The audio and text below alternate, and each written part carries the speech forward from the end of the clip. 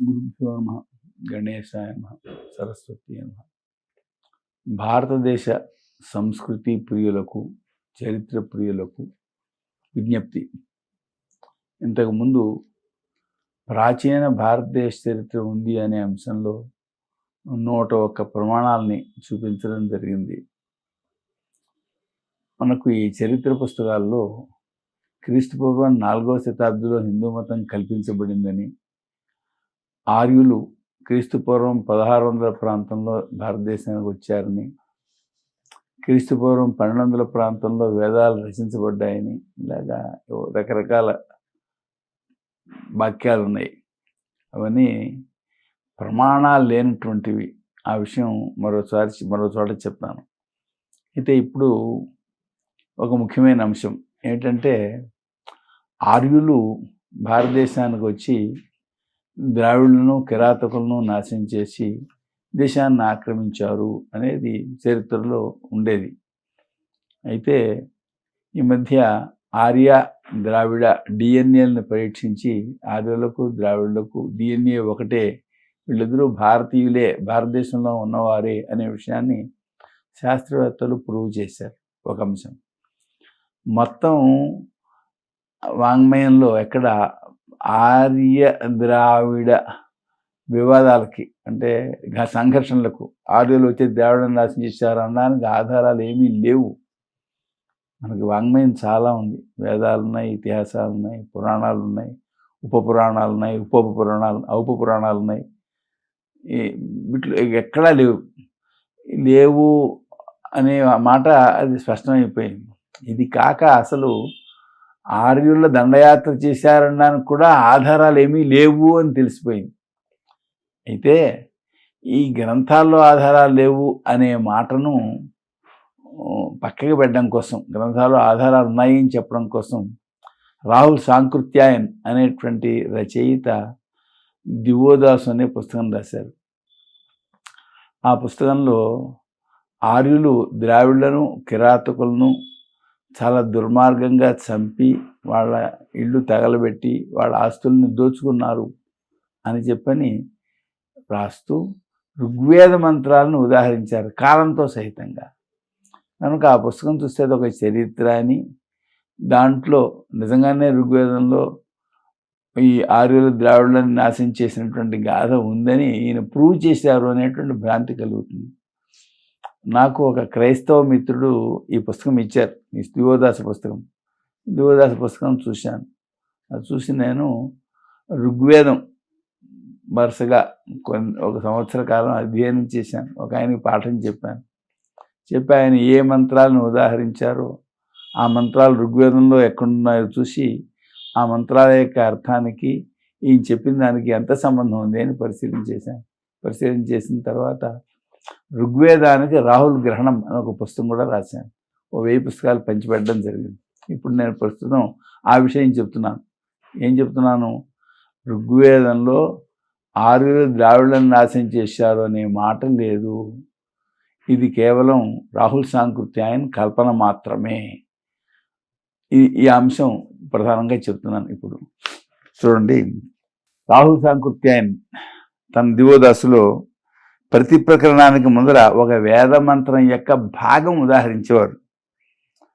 అంతేకాదు, ఆ మంత్రం ఎప్పుడు రచించబడిందో కాలం కూడా పక్కన వేసేవారు. దీని ద్వారా ఆయన చెప్పదలిచిన అంశం ఏంటంటే, ఆర్యులు హరప్పా మొహంజోదారో సంస్కృతి ప్రజలను, కిరాతకులను నాశనం చేశారు అని.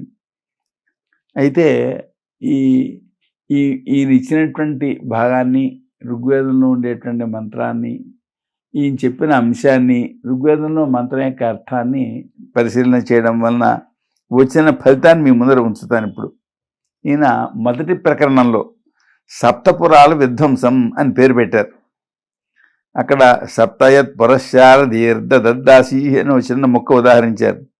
ఇది 1220 క్రీస్తు పూర్వం అని చెప్పి కాలం చెప్పారు. ఏమండి, పురుకుచ్చుడు కిరాతకుల 7 పురాలను విధ్వంసం చేశాడు అని చెప్పని ఈ అధ్యాయంలో ఆయన ప్రతిపాదించారు. ఇక మనం జాగ్రత్తగా ఆలోచించవలసిన అంశం ఉంది. అసలు ఈ టైం ఈయనకి ఎలా తెలిసింది? క్రీస్తు పూర్వం 1220వ సంవత్సరంలో ఈ మంత్రం రాశారు అని ఎలా తెలిసింది అంటే మ్యాక్సిమల్లర్ రాశాడు. మ్యాక్సిమల్లరు క్రీస్తు పూర్వం 1200 ప్రాంతంలో ఈ ఋగ్వేదం రచించబడింది అని రాయడం వలన అక్కడ తనకి తోచిన సంవత్సరం ఇక్కడ ఆయన ఉదాహరించారనమాట. కనుక ఇక్కడ కాలానికి సంబంధించిన ప్రమాణం ఏం లేదు మొదట. రెండవది, ఇప్పుడు ఇంతకీ ఒక మంత్రంలో చిన్న భాగం ఇది సప్తయత్పుర అనేది. ఇది మనకు ఋగ్వేదంలో ఈ మంత్రం ఉంది, పూర్తి మంత్రం ఉంది. ఆ పూర్తి మంత్రం సనే మతేవ సా నవ్య అని ప్రారంభం అవుతుంది. మంత్రం మొదలు నేను చెప్పాను, మంత్రంలో మొక్క ఉదాహరించారు. మంత్రం యొక్క పూర్తి అర్థం ఏంటంటే, ఓ ఇంద్ర, నీవిచ్చే నవ్యమైన ధనాన్ని మేము సేవిస్తాం, అంటే కొత్త ధనాన్ని మేము పొందుతాం. స్తోత్రం చేసేవారు యజ్ఞంలో నిన్ను ఈ స్తోత్రంతో స్తుతిస్తున్నారు. కర్మలను నాశనం చేసే శత్రువులను హింసిస్తూ పురుకుత్సరాదుకు ధనాన్ని ప్రసాదిస్తూ శరత్ అనే పేరు కలిగిన అసురుని 7 పురాలు నీవు చీల్చావు, కాబట్టి స్తోతలు స్తుతిస్తున్నారు అని పై మంత్రానికి అర్థం. ఇక్కడ మంత్రంలో ఉన్న అర్థం ఏంటి? శరత్ ఒక అసురుడు, అతని పురాలను వజ్రంతో చీల్చినవాడు ఇంద్రుడు. ఆయన పురుగుసునికి ధనం ప్రసాదించాడు. అటువంటి ఇంద్రుణ్ణి స్తోతలు స్తుతించారు, మంత్రంతో స్తుతించారు. శరత్ అనే పదానికి శృణాతి అనే విగ్రహాన్ని బట్టి హింసించేవాడు అని అర్థం వస్తుంది. కనుక శరత్ అనేటువంటి హింసకుణ్ణి ఇంద్రుడు హింసించాడు. ఆయన శరత్ అనే హింసకుని యొక్క పట్టణాలని నాశనం చేశాడు. ఇక కిరాతుల ప్రసక్తి లేదు. పురుగుత్సుడు కిరాతులతో యుద్ధం చేసి వారి పురాలను ధ్వంసం చేసినట్టుగా రాహుల్ సాంకృత్యాన్ని కల్పించారు. ఇది కేవలం వీరి కల్పన మాత్రమే. అంటే మంత్రార్థానికి ఈ రాహుల్ సాంకృత్యాయన్ గారు రచించిన రచనకు సంబంధం లేదు అనడానికి ఇదొక ఉదాహరణ. అలాగే రెండవది, రెండో ప్రకరణం పేరు సరస్వతీ తీరం. యమదదాద్ది ఓదాసం భద్రయశ్వాయ సరస్వతి అని ఆయన ఉదాహరించారు మంత్రభాగం. అంటే సరస్వతి భద్రియశ్వనకు దివోదాసుని ఇచ్చింది అని అర్థం. ఇది క్రీస్తు పూర్వం 1217 అని ప్రకరణారంభంలో రాశారు. ఇది కూడా అంతే, ఈ మంత్రకాలానికి మంత్రానికి ఏమీ సంబంధం లేదు. ఇంతకీ ఈ మంత్రం ఎక్కడుంది? సాంఖ్యాయన శ్రోత సూత్రంలో ఉదాహరించారు ఈ మంత్రాన్ని.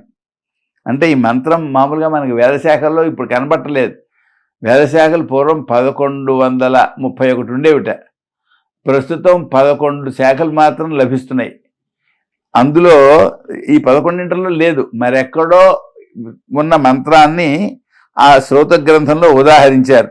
ఏమండి, ఆ ఉదాహరించినటువంటి ఆ మంత్రం యొక్క అర్థం ఏమిటి అంటే, ఇప్పుడు మంత్రం యొక్క అర్థం చెప్పాను కదా, ఏమిటది? సరస్వతి నది, సరస్వతి వద్భ్యస్వనకు దివోదాసుని ఇచ్చింది, అంత మాత్రం ఉంది అక్కడ. ఇప్పుడు ఈయన అల్లిన కథ ఏమిటి?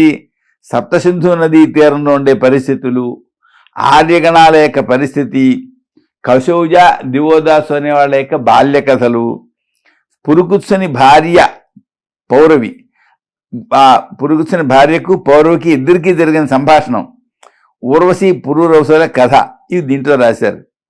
అయితే మంత్రంలో ఆ మంత్రభాగంలో మంత్రం ముక్క దాంట్లో దివోదాసు సరస్వతి నది తీరంలో జన్మించాడనే మాట తప్ప మరేమీ లేదు. కనుక ఆ చిన్న మాట పట్టుకుని ఇక్కడ పెద్ద కథ ఈయన చిత్రం చేశారు. కనుక ఈ 2 ఉదాహరణల వలన మనకేం తెలుస్తోంది? అక్కడ ఉన్న మంత్రానికి ఈ రాహుల్ సాంకృత్యాయన చేసిన కల్పనలకు ఏం సంబంధం లేదు, ఇది స్వతంత్ర కల్పన. కనుక ఈ మంత్రాల ద్వారా ఆయన ఋగ్వేదంలో ఆర్యులు ద్రావిడను నాశనం చేశారు, కిరాతకులను నాశనం చేశారు అని చెప్పడం అనేది వాస్తవం కాదు. ఆయన చెప్పారు, కానీ అది ఆ గ్రంథంలో లేదు. ఆయన చెప్పిన కాలాలకు కూడా ప్రమాణం లేదు అని తెలిసింది. కనుక దయచేసి మీరు ఇప్పటికీ 100 పైగా ప్రమాణాలను చూపించడం జరిగింది. కనుక మీరు 2 కార్డులు తీసుకుని, ఒక కార్డు కేంద్ర ప్రభుత్వానికి, ఒక కార్డు రాష్ట్ర ప్రభుత్వానికి రాయండి. ప్రాచీన భారతదేశ చరిత్రకు చాలా ప్రమాణాలు ఉన్నాయి. ఇప్పుడు 180 ప్రమాణాల దాకా దొరికాయి. నేను మీకు వరుసగా చెప్తాను. ఇప్పుడు 101 చెప్పాను, మిగిలిన కూడా చెప్తాను. కనుక ప్రాచీన భారతదేశ చరిత్రను పాఠ్యవాచకాల్లో పెట్టండి అని మీరు కోరండి. స్వస్తి.